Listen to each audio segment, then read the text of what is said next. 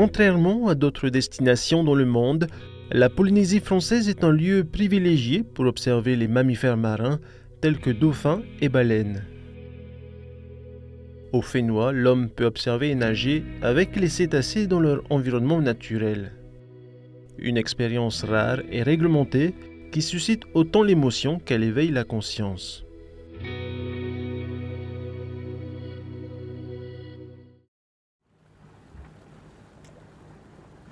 Originaire de La Rochelle, Agnès est docteur en océanographie biologique et environnement marin, mais aussi fondatrice et directrice de l'association Mata Tohora. Mata Tohora s'est engagée pour mener des actions pour la protection des baleines et des dauphins dans leur milieu naturel, selon 3 axes. Le premier axe concerne la recherche, les études. Le deuxième axe concerne la sensibilisation, la communication auprès des jeunes, mais également auprès des adultes, car ce sont les acteurs d'aujourd'hui et souvent oubliés dans la sensibilisation. Pourtant, leurs actions sont immédiates. Et enfin, la troisième action de Mata Tohora, qui est nouvelle cette année, c'est la valorisation des actions bénéfiques pour la protection des mammifères marins. Dans les années 1990, les prestations touristiques proposant l'observation des baleines, qu'on appelle aussi whale watching, se multiplient. Un essor de l'activité qui l'a rendu depuis incontournable dans le paysage touristique polynésien. En 2002, le ministère de l'Environnement qualifie alors la Polynésie de sanctuaire des baleines et autres mammifères marins. Un décret visant à protéger les cétacés fréquentant les eaux polynésiennes et à assurer leur tranquillité. La Polynésie française est un des plus grands sanctuaires au monde pour les mammifères marins avec 5 millions de kilomètres carrés. Au sein de ce sanctuaire, des règles ont été instaurées dans le Code de l'environnement qui peut être donc trouvé sur soit le site de Mata Tohora ou le site de la direction de l'environnement. Ces règles d'approche sont faites pour protéger les animaux de la pression qui pèse sur eux lors de la présence humaine sur eux. Les règles d'approche sont différentes sur l'eau et dans l'eau.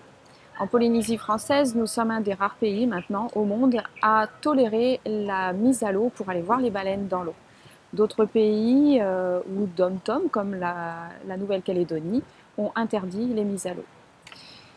Lorsqu'on est en observation en bateau, lorsqu'on observe au loin un souffle, une queue ou un seau, on doit commencer par ralentir dans un rayon de 300 mètres. 3 nœuds à 300 mètres des animaux pour permettre de nous laisser le temps de voir ce qu'il se passe. Quel est le comportement de l'animal? Est-ce que l'adulte est accompagné d'un baleineau? Toutes ces questions vont nous permettre d'adapter notre comportement, notre trajectoire qui doit être parallèle au déplacement des animaux. Si les baleines sont près du récif, on doit garder une distance de 100 mètres entre le baleineau et le récif en se positionnant toujours côté récif. Si la distance est insuffisante, que la baleine est trop près du récif, on doit rester à plus de 300 mètres, c'est-à-dire que l'observation est impossible. Il est interdit de couper la route, de couper la trajectoire des baleines parce que cela les perturbe. Elles vont changer de direction. Ce que l'on appelle harcèlement dans le Code de l'environnement, c'est tout changement du comportement de l'animal induit par l'homme. Le harcèlement est interdit. En cas d'infraction, de non-respect à ces règles du Code de l'environnement, des sanctions sont prévues. Elles sont notées également dans ce même code avec des amendes et s'il y a récidive, amende plus confiscation du matériel. Chaque week-end et jour férié, Agnès se prépare à partir en mer. Alors, voilà les appareils photo, indispensables pour la photo-identification. Hop, l'appareil étanche, la GoPro.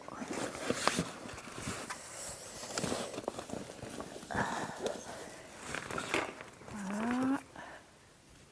Et pour le son, l'hydrophone, l'enregistreur et la petite enceinte pour le bateau. Et ben voilà, on est prêt. On va pouvoir aller en mer, voir un peu ce qui se passe. On a déjà bien vu de la terrasse. Maintenant, on va aller voir de plus près. Les animaux sauvages ont deux sortes de pressions. Les pressions naturelles, qui sont liées à leurs prédateurs la plupart du temps, et les pressions dues à l'homme, que l'on appelle anthropiques. Les pressions naturelles ne peuvent pas être gérées par l'homme, heureusement. Mais ce que nous, on peut faire en créant un sanctuaire, en mettant des règles d'approche notamment, c'est la gestion des pressions anthropiques. Donc les règles d'approche du Code de l'environnement sont là pour anticiper et éviter les problèmes. Sur l'eau, la surveillance n'est pas toujours évidente pour Agnès. Elle doit bien souvent parcourir des allers-retours entre Punaauia et Aroué pour surveiller l'approche des baleines par les plaisanciers ou encore les professionnels du whale watching. Et là, aujourd'hui, on a été appelé par une personne qui nous a prévenu d'une baleine et de son baleineau dans la baie de Matavai. Et comme on peut le voir, la baie est bien calme, donc on s'est dit qu'il allait probablement avoir des visites autour de cette baleine. Donc on est arrivé pour sensibiliser les gens sur l'approche. Comme on est dans une baie, il faut vraiment rester au fond de la baie pour éviter de pousser la baleine au fond de la baie. Et garder des distances à 100 mètres puisqu'il y a le baleineau. Et ça, c'est vraiment important parce qu'elle vient dans la baie pour se reposer et mettre son baleineau à l'abri des prédateurs et pour se poser, se reposer. Donc on ne doit absolument pas la déranger au moment où elle vient pour se reposer. Là, on est samedi matin, donc c'est encore assez calme. Là, on a juste l'école de voile qui prend plaisir à naviguer avec cette baleine et ce baleineau. Et on a vu, ils sont très discrets, ils ne la dérangent absolument pas. Donc c'est un samedi matin comme on les aime, avec une baleine, son baleineau au calme dans la baie de Matavai. Persécutées pendant plus de 2 siècles, les baleines s'épanouissent enfin dans nos océans. Et le territoire maritime de la Polynésie est le témoin intime et privilégié des nouvelles naissances des baleines à bosse. Un berceau marin qu'il est important de préserver. Les baleines à bosse sont des cétacés protégés dans le monde entier. En moins de 40 ans, de 1920 à 1960, 2 millions de baleines ont été massacrées, dont environ 200 000 baleines à bosse. En Océanie, en 1996, donc c'est pas très vieux, le nombre de baleines à bosse s'est réduit à moins de 1% par rapport au nombre originel. Très peu de femelles à l'âge de se reproduire étaient encore présentes à cette période. Aujourd'hui, les baleines à bosse dans le Pacifique Sud sont toujours des espèces menacées et une espèce protégée. Depuis cette date, depuis 1996, le nombre de baleines à bosse a augmenté lentement. On arrive aujourd'hui à une estimation d'environ 5000 individus dans le Pacifique Sud. Ces chiffres sont issus du consortium de recherche dans le Pacifique Sud et de la Commission baleinière internationale. Je voudrais juste faire une parenthèse par rapport à la population de baleines à bosse de l'hémisphère nord qui a, elle, augmenté. Et ne pas confondre ces deux populations qui sont distinctes. Les baleines à bosse de l'hémisphère nord et les baleines à bosse de l'hémisphère sud sont deux populations distinctes. Celles de l'hémisphère nord sont en plus grand nombre que celles de l'hémisphère sud, mais elles ne vont jamais se mélanger. Parallèlement à ces massacres, les baleines à bosse subissent actuellement une diminution de leurs ressources alimentaires, à savoir le krill, d'une part parce qu'il y a une surpêche importante en Antarctique et d'autre part dû au changement climatique, donc avec une production de krill qui diminue. Aujourd'hui, les baleines à bosse doivent parcourir plus de 500 km supplémentaires pour atteindre les eaux chargées en krill pour pouvoir se nourrir. Lorsqu'elles partent de Polynésie française, bientôt, elles devront parcourir environ 6 à 7 000 km, plus encore, de plus en plus tous les ans, pour aller chercher la nourriture. Pendant l'hiver austral, de décembre à mai-juin, les baleines à bosse sont en Antarctique pour se nourrir. Et ensuite, elles commencent une longue migration d'environ 6-7 000 km pour remonter dans tout le bassin Pacifique Sud, dont la Polynésie française, où elles vont venir mettre bas et se reproduire. Au cours de cette migration, les baleines à bosse adultes ne se nourrissent pas.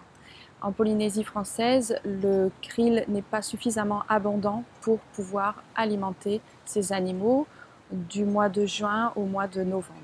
Elles puisent donc sur leurs réserves elles vont brûler leur graisse et perdre jusqu'à 1/3 de leur poids, environ 10 tonnes.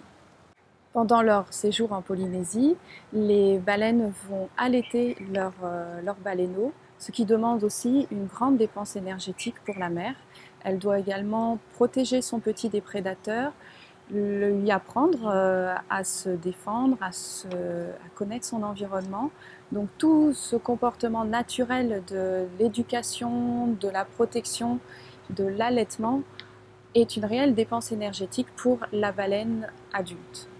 On voit beaucoup les baleines avec leurs baleineaux près des côtes, parfois même dans le lagon ou dans les passes, car elles viennent s'abriter des prédateurs, notamment les orques, dont on a beaucoup parlé cette année, puisqu'ils sont présents toute l'année en Polynésie. Ce sont des espèces nomades, donc qui ont une présence régulière en Polynésie française, mais que l'on aperçoit beaucoup plus pendant la saison des baleines à bosse, parce qu'effectivement, ils se rapprochent eux aussi des côtes pour éventuellement se nourrir des baleineaux les plus fragiles ou parfois qui peuvent être isolés. À cela, si on rajoute la pression due à l'homme, que l'on appelle la pression anthropique, on ajoute parfois des déplacements à cette baleine et à ce baleineau qui ne sont pas nécessaires et qu'ils n'ont pas souhaité. On peut voir parfois la baleine et le baleineau dans une baie ou près du lagon, ou près des récifs, pour se reposer ou, comme je disais, se mettre à l'abri des prédateurs. S'ils sont dérangés, les gens nous disent ils partent. C'est vrai qu'ils partent, mais en partant, ils se remettent en déplacement, ils redépensent de l'énergie de façon inutile.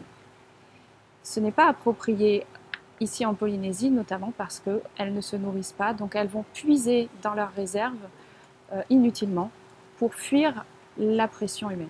Un jour, en nageant, les dauphins sont venus à moi, se sont mis de chaque côté de moi, ils m'ont encadré, nagé à moins d'1 mètre de moi. Quand je m'arrêtais, ils s'arrêtaient et ils m'ont emmené comme ça. Je ne savais pas où ils m'emmenaient, mais j'ai continué pour m'emmener finalement à une baleine et à son baleineau en plein large, entre Tahiti et Moorea. Ça, ce sont des moments magiques.